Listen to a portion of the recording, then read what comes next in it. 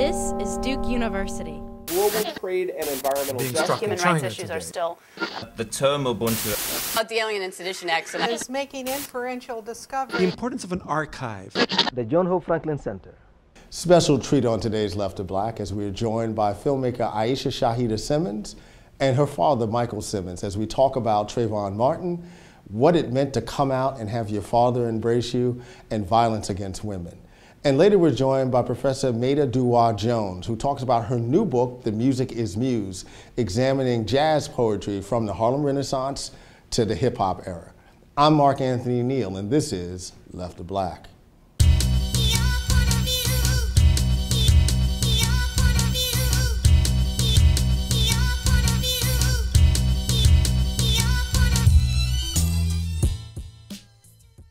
Welcome to Left of Black. I'm your host, Mark Anthony Neal, and we are joined this afternoon by some very special guests. Immediately to my right, Aishah Shahidah Simmons, who has been on Left of Black before, but we're so fortunate to have you here in our Left of Black studios here at the John Hope Franklin Center. You are this evening presenting the Founders Lecture for the Duke Women's Center, and so we're so happy to have you here with us here in studio. And we're joined by yet another special guest, and if you've had the chance to see Aishah's film, you feel as though you probably know Michael Simmons, but this is her father, Michael Simmons, who's also joining us today here in Left of Black to talk about your work and a few other things. Let me start with this. I was fortunate enough to see Pariah when the film came out in December. And the thing that stayed with me about the film was the relationship of the main character and her father. Mm-hmm. In some ways, it was an image of a black male that I'd never seen before in terms of his willingness to connect with his daughter with an incredible amount of tenderness, and also without a notion of judgment towards her. Mm-hmm. And I remember thinking to myself, I hope if my daughter is ever at a point where they come out, that I will have that kind of respect for them and that kind of relationship. So if the two of you could talk through your relationship in that regard, in terms of building this kind of clarity about what the future was going to be in terms of father and daughter. Mm. Well, I just wanted, because I know Michael has not seen Pariah, and as somebody who has seen Pariah, I too was struck by that, in the relationship in the film between the father and daughter.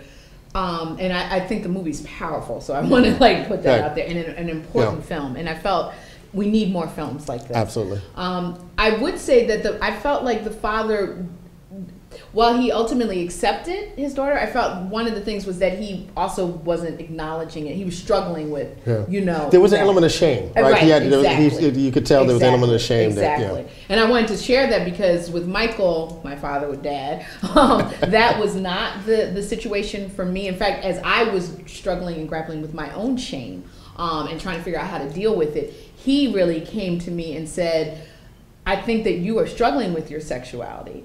And based on this, I want you to talk to a black lesbian. Because if you talk to a black straight woman, chances are she may tell you you're going through a phase. Right. If you talk to a white lesbian, you may think that this is the life that you have to lead, meaning that you have to leave the black community in order to be comfortable in your identity as a black lesbian. So in my senior year in high school, he asked Cheryl Doughton, a black lesbian, if she'd be willing to speak to me. So I think that, and that was in 1987. And at that time, for me, it was just like, this is just dad, right? Yeah. But now, 25 years later, and it's just like, oh my God, how profound that was, because it is still, as we know, an issue in all communities. But just in terms of, we talked about Left of Black amongst, in the African American community. Let me ask you, Michael, because one of the things that, and I've only been a parent now for 13 years. Oh, you just knew. I'm a newbie in this regard. But I know parenting often pushes you places where you had no expectation that you were going to go there, and you find yourself reacting to things in ways that you could have never imagined. What were you processing when it dawned on you that I need to play some real leadership? I really need to be a parent here, in ways that I perhaps never thought about before. Well, the thing I found with the parenting aspect is that, and I see parents all the time miss these cues, is I was struck by what was not going on in Aishah's life. She didn't see, because she was not overt in terms of her sexuality. in terms of her lesbian sexuality, but she was not engaged with men in the way that I would think a woman would be engaged with men. And the thing that really, really confirmed it, believe it or not, was her first real boyfriend, when she broke up with him, and it was under some really difficult circumstances to break up. She was so cerebral about the breakup. I mean, she was so philosophical and but there was no dirty. And I said, wow, this ain't right. That first, any breakup, but that first one, and he had dogged her, as we say, quote unquote. Right. So I said, oh no, there's something going on here. That was really my first realization that there was something happening that I had slept. And now 25 years later, the two of you work quite a bit in terms of dealing with violence against women. How important has it been as you do this work now, Aishah, to have your father there, working with you, to being able to speak to audiences that you might not be able to connect with?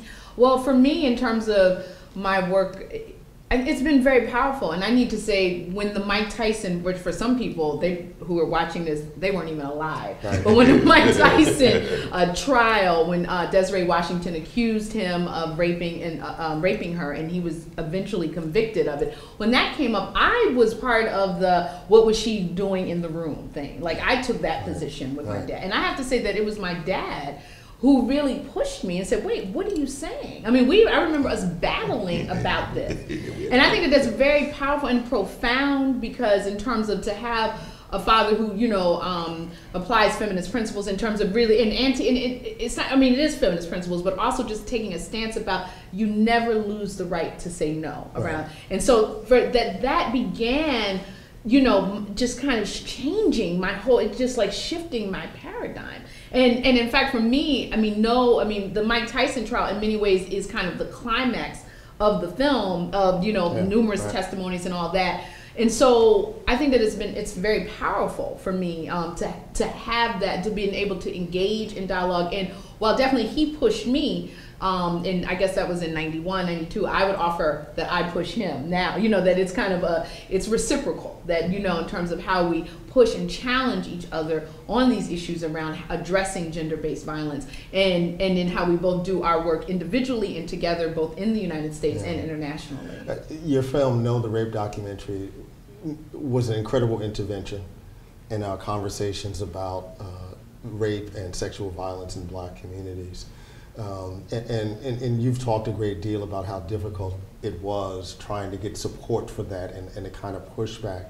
It's now 2012, and I know we've talked about this before, and literally some of the folks in the film have become, stars in this regard in their own right. I think particularly Salamisha Tillett, in that regard, and the work that she does with A Long Walk Home. Do you still find that there's still pushback around these issues? Oh God, yes, there's still pushback. I mean, as we know, recently in terms of what happened with Too Short, right. And we are the 44% coalition. There's still pushback, and even just in terms of what's going on with the justifiable need for outrage in response to the Trayvon Martin, the murder of Trayvon Martin. And again, it's not an either or, but it's a both and about where is that outcry when Black women and girls have been sexually assaulted and abused. I always say that when Black men are brutalized by racist violence, it's a community issue, as well it should be. When Black women and girls are sexually assaulted, it's their own individual issue. And it's interesting, right? Because it's not even just about the outrage that's associated with this, right? It's about that when there's violence against Black women, when there's violence against Black lesbians, right? I brought up to my class today Sakia Gunn, and they've never heard of Sakia Gunn. And I asked them, just do a Google search and try to come up with her name in any of the prominent Black magazines or newspapers, and you'll find very few references of her in that regard. But it's not even an acknowledgement of that violence, right? Because it's one thing to mobilize people, right? And we understand that our community, as many communities are, will mobilize around certain kinds of bodies, certain kind of respectable bodies, right? So Trayvon is the right kind of kid. Right, if he had a record, if he wasn't as squeaky clean as he's been presented to us, we wouldn't be mobilizing, right? If he was gay, he wouldn't be mobilizing. The two Black men who were beat in Dallas, by a group of black men, right? You know, that we're not going to mobilize around those kind of, so we get that on some level, right? But the lack of acknowledgement, you know, in some ways, I imagine is even hurtful in that context. In fact, you know, that I've often said when I've talked to men about rape particularly, is that rape is the only crime where the behavior of the victim before the crime determines if there was a crime. Right. I mean, it's the only crime. So that, let's just talking stereotypes and pathologies for a second. If I go to a neighborhood where there's known criminal behavior at 3 in the morning, and I start counting out $100 bills, there would be, people might question my judgment, but there would be no question if I got robbed, that I was robbed. Right. And the fact that I was there, and I quote, shouldn't be there, all of that becomes secondary. But if a woman goes to a neighborhood at 3 in the morning with a short dress on and some high heels, then there is no crime. If she's abused in any way, you know, what were you doing there? In fact, if you hadn't been there, it wouldn't have happened. Right. You know, so I just think that the standards just get shifted when it comes to violence against women. Michael, you've had a long career as an activist in the civil rights movement and in terms of the human rights movement. Is it really going to take trying to find the language to connect violence against women in the context of a broader human rights issue for people to begin to take it very seriously? Absolutely. And in fact, one of the things that because I've been living in Europe for the last 9 years, and I deal in a multicultural context in terms of human rights work, that like I've come up with some things to challenge people, particularly about rape. I mean, because rape, because I sure know a lot in Europe. Yes. I've shown it to at least 25 nationalities over the last 9 years, and the parsing out of behavior when it comes to rape, it just always astounds me because it's so universal. Because I call it a international male solidarity. Yeah. That we men come together on that issue. I don't care if it's white man, black man, Muslim, Christian, Jew, Palestinian, Israeli. When it comes to abusing women, we all have the same reactions. And I just think that we have to find a new paradigm to discuss it. Because I tend to discuss it in terms of cars, if I just could say for a second. It's like that, I talk to men, I say, man, let me just say this to you. Let's suppose that at 3 o'clock in the afternoon, you say, hey, Michael, can I borrow your car? And I say, yeah, man. And he said, well, look, I need it tonight around 10, 11 o'clock. I said, okay, you got it. And then during the day, other people offer you a car, you turn it, you say, well, no, man, Michael done promised me the car. Let's say that, before I got the car, you said gave you the car, you filled up the car with a tank of gas, just in anticipation of my promise. And let's say that you go through the whole day planning on this car, and then 10 o'clock at night, I say, man, you know what? You can't have it. I said, if he took the car, I said, what do you mean I can't have it? You everybody would support me. Right. Would nobody say, man, people might say, man, you're a job turkey. But everybody would support me. Right. But you let a woman put that same example in the context of a woman and a man dating. And there's this point of no return. Well, man, I spent my money, we was messing around in the hotel. What does she expect? Yeah. And so when you start putting things I would argue that you take somebody's comfort zone and you flip the script on it and then apply it to rape, that's how you challenge folks. Because if you don't, they just see it as, well, man, she had no business doing that. It'd be interesting, Michael, to hear from you, how you got to the point of doing this kind of work. Sometimes I'll working with folks like Kevin Powell or Byron Hurt, someone who comes to mind immediately.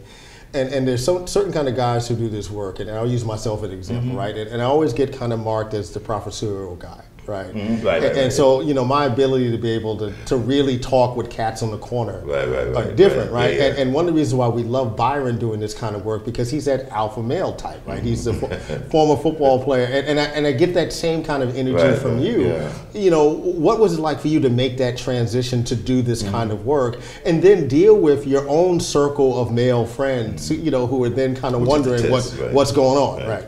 Well, for me, I started out as a teenager in the civil rights movement. And back when I started out, the paradigm was black and white for me. you know, and I had no sense. I mean, I saw certain kind of things, but I had no sense of other people being oppressed. And I was born in '45, so I go back to that generation. Yeah, yeah. So that, and over the years, I began to say, wow, man, these Spanish people, or look at these Native Americans. And as time went on now, and Aisha said something earlier, that a lot of things that it introduced to her, she now pushes back on me. Sometimes I say, yo, I'm the teacher. That's what you doing, because Aisha comes at me now. We have no loving. She goes at you, and but it's been a constant struggle to challenge myself, and that's the thing. You really have to challenge yourself, and you really got to be willing to be self-critical. And to me, if there's anything I would say, it's being self-critical and being willing to acknowledge your shortcomings, because it's so easy to fall into self-righteousness when you're dealing with these issues. And the issue is humility. Absolutely. And recognize that we all are struggling to move forward. And so those are the kind of ingredients that don't go into how I would answer that. And I want to just jump in and say that the other thing is about challenging your peers. Like, as you know, it's so easy for progressive radical men to be the badass cats among sisters. Right? The sisters are like, thank you. It's like the white person who is hip with black people around racism. The test is what happens when you are with your peers watching the Super Bowl and Ben Roethlisberger is the quarterback, and you kind of say this man is rapist or alleged rapist. You know what I'm saying? And so, or what happens when men say, well, man, she said she didn't want it. But those kinds of things, and that it's really about challenging. Because I always say, I know most women I know have experienced some form of sexual violence in their lives, and I would argue that most men know men who have if they have not raped but engaged in some form of abuse of women. And it's not until men hold other men accountable are we going to really combat this issue. We're here on the set of Left of Black at the John Hope Franklin Center. We're joined this afternoon by Aishah Shahidah Simmons, filmmaker, and her father, an activist, Michael Simmons. You mentioned the number of women who are touched by sexual violence, right? And you've been involved with the 44%. 44% of all women and girls of color under the age of 17, right, have dealt with some form of sexual assault, abuse, or rape. Incredible numbers. And you folks have been organizing, women like Rosa Clemente and Esther Armand, Joan Morgan, doing some incredibly important work. How important has social media been to this? Thinking about the work that you were doing organizing, say, a decade ago, when it's still phone calls and leaflets and email, and what it means now to be able to have avenues like Facebook and like Twitter. I think about that wonderful video that just came out, the shit that men say to men who say shit to women, and talking about street harassment, and it just opens up a whole nother space to be able to address this issue. So how have you been able to employ social media for the work that you do? Well, first I want to say, because I really believe in giving credit where credit is due, is that I was not a part of the organizing of We Are the 44%. Definitely, I am a part of We Are the 44%, but those sisters took the leadership and took it on. I mean, I found out through social media. I was like, wow, look at what these sisters are doing, and brother allies. So very powerful. I can't even. For me, I remember when email, I feel like I remember when dinosaurs, but I remember when email, in fact, going back to '89, I went to Spain with my dad. My dad took me to Spain for this nuclear disarmament conference, and he left me for me to stay in Spain, and he wrote down a number, and I said, what is that? He said, it's something called a fax. And he said, if anything happens, you just find it. And I remember thinking, what is a fax? So it's just like, so then I say that to say to fast forward a few years later, when email was like, when it was like CompuServe 1234.7, you know what I'm saying? So, Facebook and Twitter and Tumblr, I just can't even imagine what's next. But with that said, it's amazing the amount of organizing that we've been able to do. I'm cognizant of how many people are also getting left out as a result of that, right? So those who don't have access. But when I think about the protest that we did in response to Psychology Today's, just horrific a thing about black women. So I think that we have been able to mobilize, and then what we've also been able to do is not depend on the media to make it happen. Stories, so because we hope the media come. No, we're covering it. Right. We film it, we upload it, we tweet about it, we hashtag it, we Facebook it, and so then it just creates this momentum. So it's so I think the We Are the 44% was powerful in terms of what those sisters were able to do, how it resulted in terms of Dream Hampton having an interview with Too Short, because I was Googling and read the interview on Ebony, and it was just powerful in terms of having this discussion and these and when I say mainstream, I don't mean like folks who are known like Joan Morgan and Dream Hampton in different circles that, for instance, I'm not known in. I mean, a lot of that, we can talk about in terms of heterosexism, but just in terms of having that access and say, this is not acceptable. Absolutely. What's next for you, Aishah? Ooh. Yeah, I mean, I think my life as an incest and rape survivor is connected to always talking about violence against women and gender-based violence. I want to write about the making of No. That was an 11-year journey, and I feel like there's so much that just needs to be discussed and teased out. So those are next, so writing, hopefully thinking about teaching in the fall. And I'm still because most of my work is around traveling and talking about these issues. It's burnout. So I've been thinking about, what are, I'm interested in well-being and social change. And so I practice Vipassana meditation and have been working on a documentary about people of African descent who went to India to practice this technique. So how do we use meditation, other forms of spirituality towards social change so that we don't burn out? Yeah. What's next for you, Mike? Well, I hope to be back in Europe sometime late this year, and there, my partner and I, we have what we call a human rights salon, where once a month we have people come in to speak on various issues.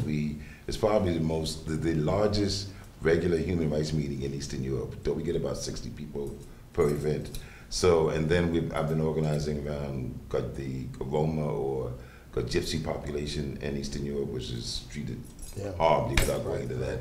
And we work on various issues, from violence against women, homophobia, which is a growing phenomenon there in Eastern Europe. So those are just some of the things that I'll be doing, yes. We've been privileged to have in our studios today Michael Simmons, human rights activist, his daughter and filmmaker, Aishah Shahidah Simmons. Thank you for joining us on Left of Black today. Thank you. Thank you. This is wonderful. I don't care how she's dressed. It's not okay. I don't care how she's walking. It's not okay. Are you serious? Come on, that's embarrassing, man. I can't take you anywhere. It's street harassment. It's not a compliment. It's not a compliment. It's street harassment. Please stop. Sweetheart, please stop perpetuating the patriarchal dividend. It's so over. Come on, you can't be calling stuff out in the street like that. Suelta eso. Please stop. Come on, please stop. Stop. Please? Por favor, para. Please stop. Please stop. Please stop. Please stop. Stop. Please stop. Really, man? Esa puede ser tu hermana, ¿me entiendes? Come on. Right now? You gonna do this right now? Really original. You never heard of eHarmony? You know, there's such a thing called J-Date. You could try it out. It's called street harassment, and you could get in trouble for that. I'm saying. Has that ever really worked for you? Does that really work for you? I don't care if you think she's hot. It's not okay. Misogyny. Super sexy. Don't do that in front of me. You don't do it at all. Bro, you're giving Dominican men a bad name. Yo, you're giving the Bronx a bad name. Come on, son. You're giving Queens a bad name. You're really giving white guys a bad name. You're also giving black guys a bad name. You're giving us all a pretty bad name. Word. Do you have any idea how many women and girls are harassed every day? It's not funny. I don't care if everyone does it. It's not okay. It's disrespectful. It's not all right. It's not okay. It's not okay. Knock it off. It's called street harassment, and it's not acceptable.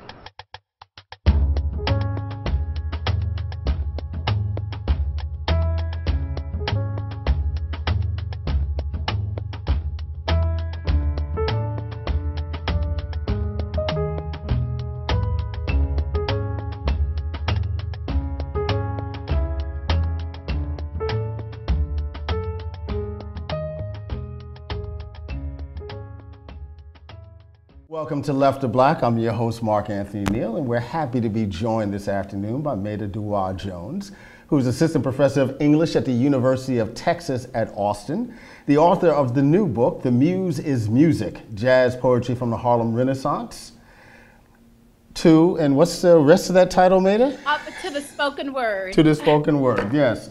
And it is published as part of the New Black Studies series that is edited by Darlene Clark-Hine and Dwight McBride. How are you doing today, Professor Jones? I'm doing great, Professor Neal, thank you. And I'm happy to actually say, since the time of the book's publication, I've become an associate professor. Associate Professor of English. Texas at Austin. Congratulations on your tenure and promotion. Thank you. How is life in Austin? Did you get a chance to visit any of the South by Southwest events this weekend?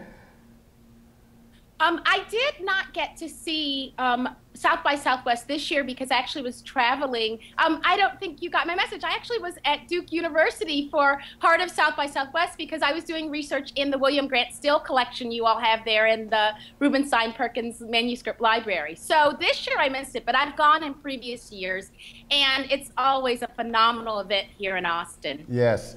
Let's talk about this great new book. I'll start, you break the book up into two sections. The first one called Remembrance and Revision, and then the second section, New Traditions and New Translations. Talk a little bit what you were trying to do in terms of these particular groupings. Oh, thanks for asking. Well, on one hand, Remembrance and Revision, I was trying to take what I see as three central elements to jazz aesthetics within music, within jazz culture, within what Robert O'Meara would call the jazz cadence of American culture, and use those kind of elements. Riffs, as we know, is a musical term that's often used, but I was also trying to use it figuratively and metaphorically. Remembrance is so central not only to the jazz musical tradition, but also to what I was arguing in the text, to the jazz poetic and jazz literary tradition. And then the sense of revision, how much that tradition gets extended through revisionary and revisionary, as in seeing, not only hearing and listening and playing and performing aspects, was one sense that I wanted to divide the book in that framework for the first half, because I was taking two iconic figures, Langston Hughes on the one hand, right, major African-American writer, major American writer, one of the first really successful blues and jazz poets on the American literary scene, as well as a major who almost needs no introduction, John Coltrane, right? Major jazz musician, someone who revolutionized the use of the saxophone and jazz in general. And so I took those two figures who have had extended riffs, both in literary and in musical terms, and have been remembered ad infinitum by both artists, writers, musicians, culture workers, painters, and so forth, and wanted to look at what were new takes on their work. And in fact, which you may have noticed, the kind of remembrance and revision and riff, I took a riff off of your work in Soul Babies, Dr. Neal, in that the second chapter in that half of the book is entitled Looking at Jazz Prosodies and the Genre, Gender and Genre in the Post-Soul Coltrane poem, right? So I'm looking at the way that poets revived, remembered, and riffed on Coltrane in what you identify as a post-soul moment, as well as Nelson George and so forth. We're here with Professor Meta DuEwa Jones, Professor of English, University of Texas. We're talking about her new book, The Muse is Music. Talk a little bit about Coltrane. Well, let me go back. Let's start with Langston Hughes, the chapters you opened the book with. And in some ways, when we think about Langston Hughes, you know, you're making kind of an argument that he really is kind of the father of black jazz poetry in some regards.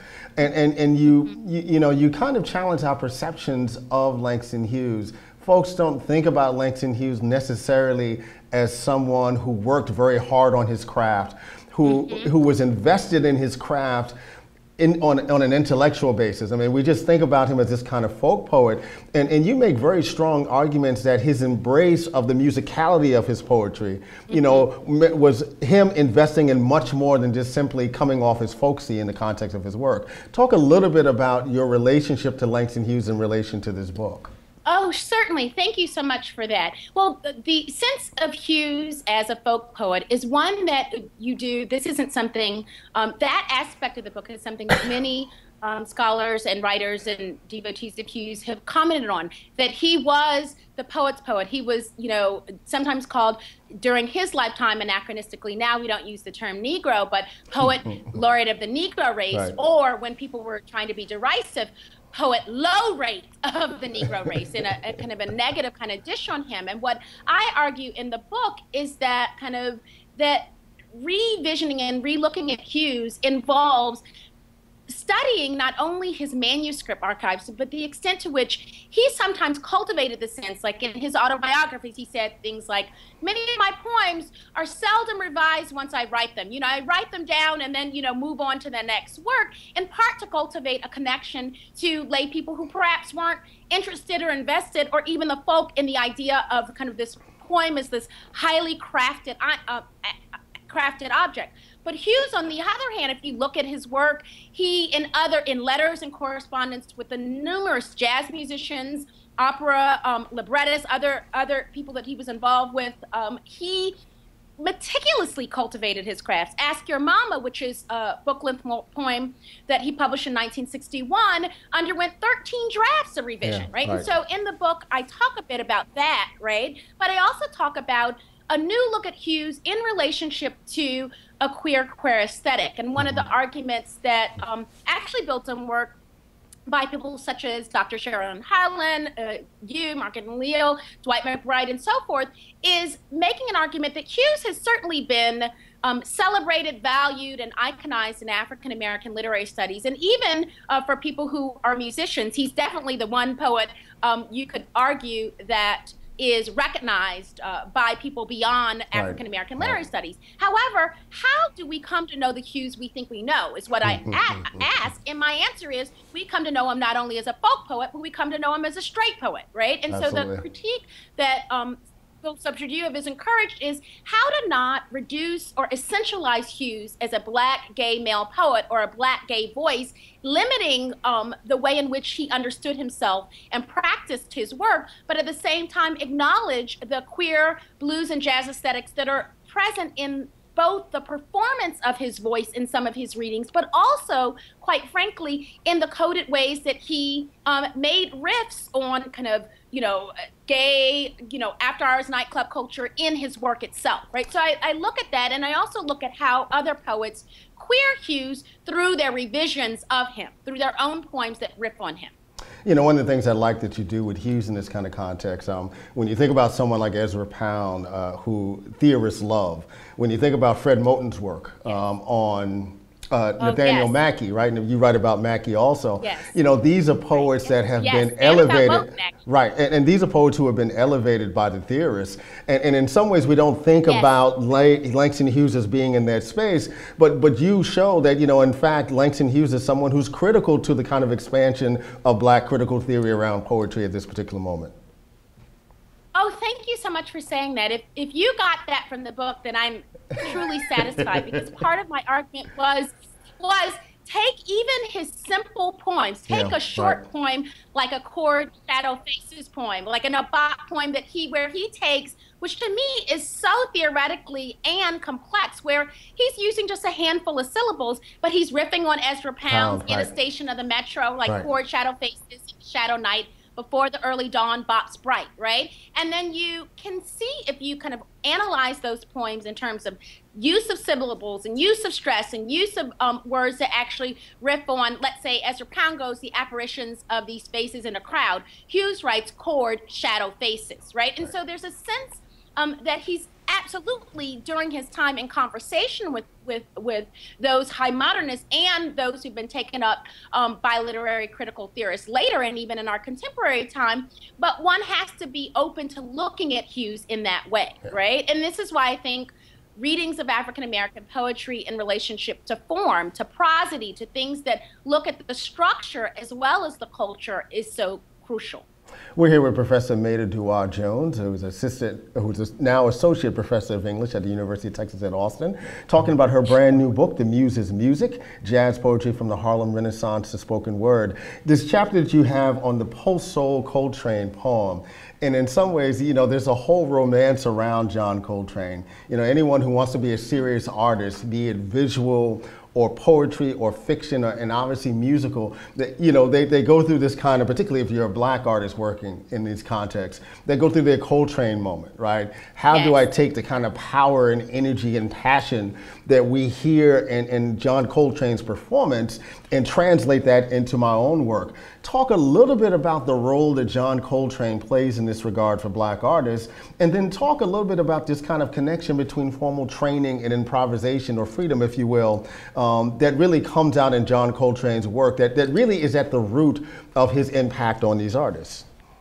Oh, absolutely. Thanks. That's such a beautiful question, and I'd be happy to answer. Well, of course, Coltrane, the bulk of Coltrane poems were written shortly, posthumously, right after Coltrane's death. Although there were ones written while he was alive, meaning that a large, Coltrane was taken up as an icon during the Black Arts Movement era. And when you talk about kind of freedom, but also paired to what I believe I also heard you saying, paired to a disciplined plying of his craft, right? Coltrane was, on the one hand, as much as people have romanticized him, the thing that attracted African-American writers and poets especially to him was the degree of disciplined plying of his craft in terms of, you know, have all those wonderful anecdotes of, for example, Coltrane in a grocery store, right? Fingering the keys up and down while he's walking down the aisles because he practiced so obsessively, relentlessly, right? And so, especially if you think for African-American poets,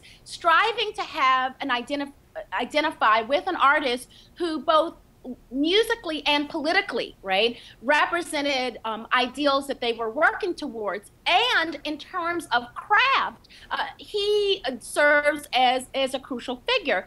And I like to think of Coltrane also, and this is why kind of post-soul Coltrane came in. There have been wonderful scholars who've written really interesting work about Coltrane and the Coltrane poem, like Henry Lacy or Gerald Early, or Sasha Feinstein. And what I wanted to do in that chapter was say, well, where does gender enter in? How can we think about Coltrane as a figure, which he was during the Black Arts Movement for writers such as Sarah Webster Fabio, but even more significantly, since that work had been done, how can we make connections between the Black Arts era and contemporary writers and poets, which my book focuses a lot on, which is writers from the 90s to the present, right? Writers who took, in a post-soul vein, the civil rights movement and its legacies, right, and its icons such as Coltrane, and revision them and seeing what new takes they could make on him. And what I argue in the book is that one of those new takes is a gendered way of looking at Coltrane. So, for example,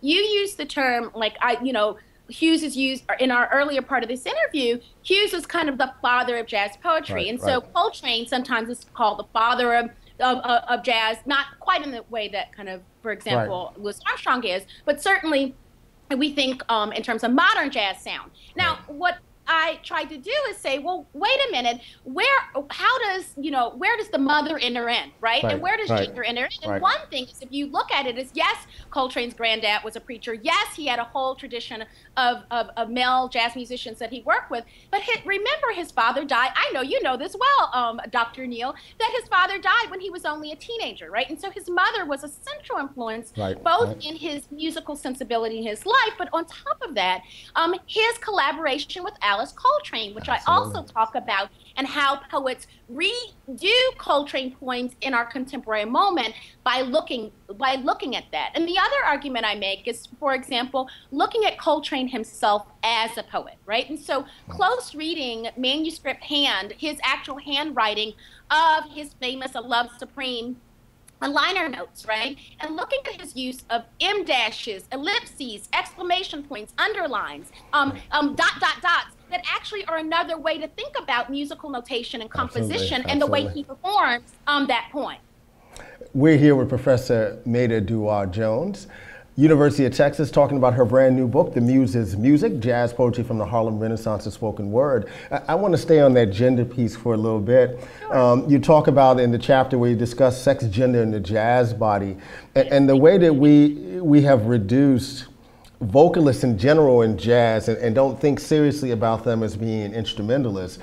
And part of that, of course, is the way that the female voice in jazz is always gendered around vocalists. We know about the great work that our friend Farrah Jasmine Griffin has done with regard to Billie Holiday in this regard. And you talk about some of the poets who attempt to reframe our notion of black women poets, black women singers, women singers in jazz as being instrumentalists in their own right, specifically the work of Harriet Mullen. Talk a little bit about what you're working through in that chapter.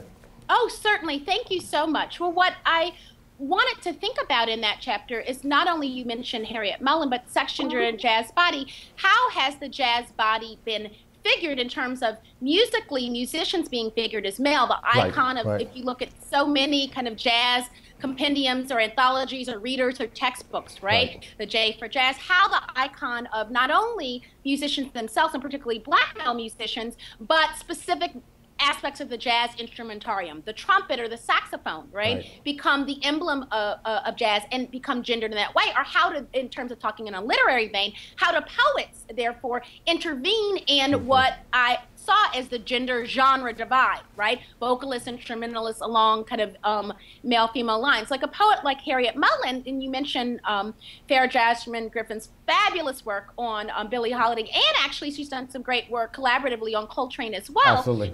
How Mullen actually intervenes in writing blues and jazz aesthetics in experimental and formally innovative ways that reconfigure the way that we would see Holiday, So she has lines, not her hard life, just ahead of the beat. Like these are lines from Muse and Drudge that then she uses to talk, to riff on things like give the lady a hand, knuckling under. And then she revises those to look at Holiday instead as someone who, it's much more about her voice as an instrumentalist, the way that she used and shaped her voice as an instrumentalist. And Mullen is not the only one who does that. I also actually look in the Sex, Gender, and the Jazz Body chapter at album covers and at musicians, instrumentalists such as the violinist Regina Carter, who in various interviews and in one of her eponymous titled albums, Regina Carter figures her whole body, as a violin, on the cover of her album,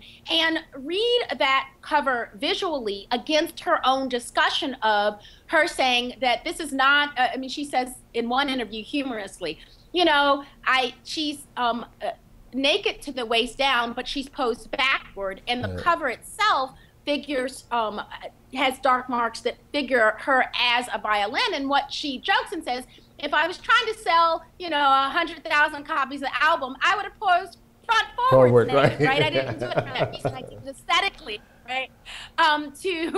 to say I am the instrument, I own my body, I own my agency in jazz, So it's not throwing out. I'm not in that chapter arguing that women use of their bodies instrumentally is in and of itself necessarily marks a backward step. Instead, I'm arguing that we can look more closely at both poets and musicians and how they do that.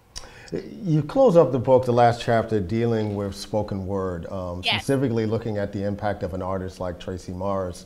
Talk a little bit about how you in general feel about this whole kind of spoken word moment and movement, this connection between the commodification of it, as represented in things like Def Comedy Jam. But for those folks like a Tracy Morris who's really working in a broader continuum of black poetry, just thinking about it in a performance context a little differently than some folks may be.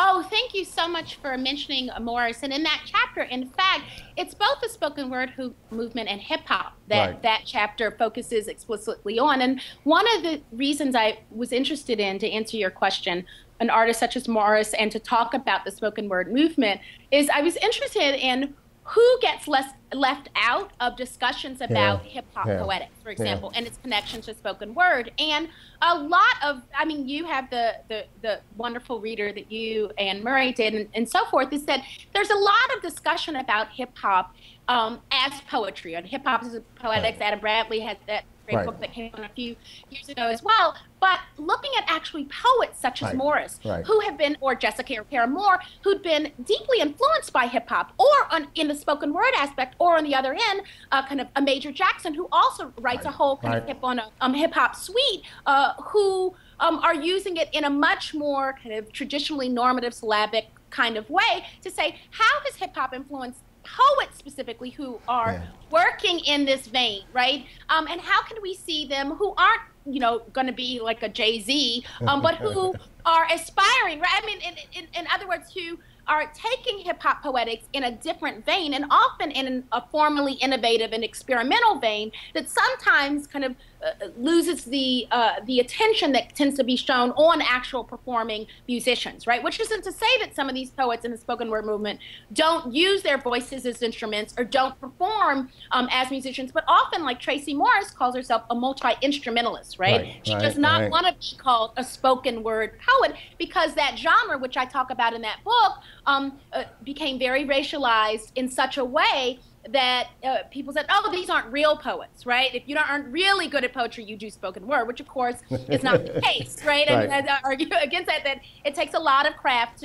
to actually succeed in the spoken word genre and in that industry. And Morris has performed extensively with musicians, and as have many of the other poets I examine in that chapter as well. And lastly, I'd say in that last chapter, I look at the relationship between spoken word as a movement, right, and its connection to, which may surprise some, things that both precede and coincide with its emergence in the 90s. For example, the Dark Room Collective, right? The Boston-based collective of African-American writers who were not particularly extensively trying to work with spoken word, right? They were very much in the riff, remembrance, revision tradition that I talked about earlier at the beginning of the book, because they would host writers such as, and it's really, they had great foresight at the time, who since passed on, such as a Tony K. Bombard, for example, and bring them in and read their works and then revise them. And their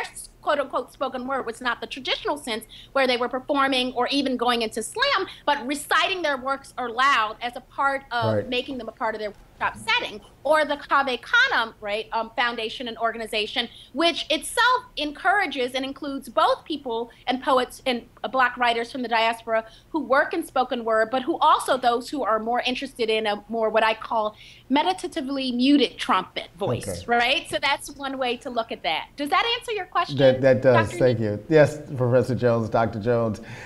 What's next for you?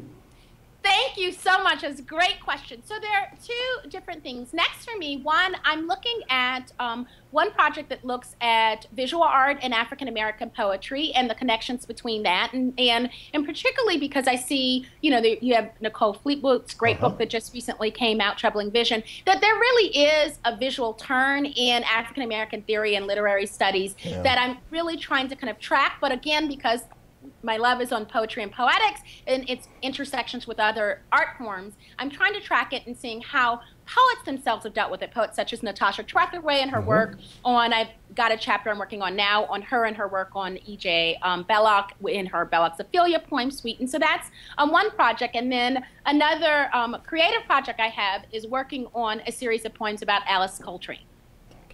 We've been joined by Professor Meta DuEwa Jones, who is Associate Professor of English at the University of Texas at Austin. The book is The Muse is Music, Jazz Poetry from the Harlem Renaissance to Spoken Word. That's the University of Illinois Press, a series that is edited by Dwight McBride and Darlene Clark Hine called The New Black Studies. Thank you for joining us today, Dr. Jones. Thank you so much, Professor Neal, for having me. It's been a true pleasure. Thank you.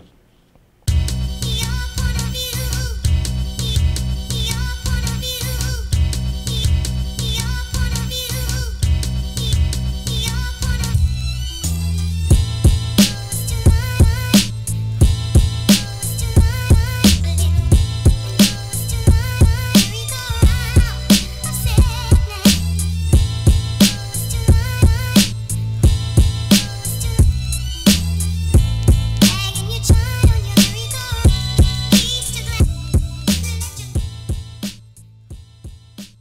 produced by Duke University. Online at duke.edu.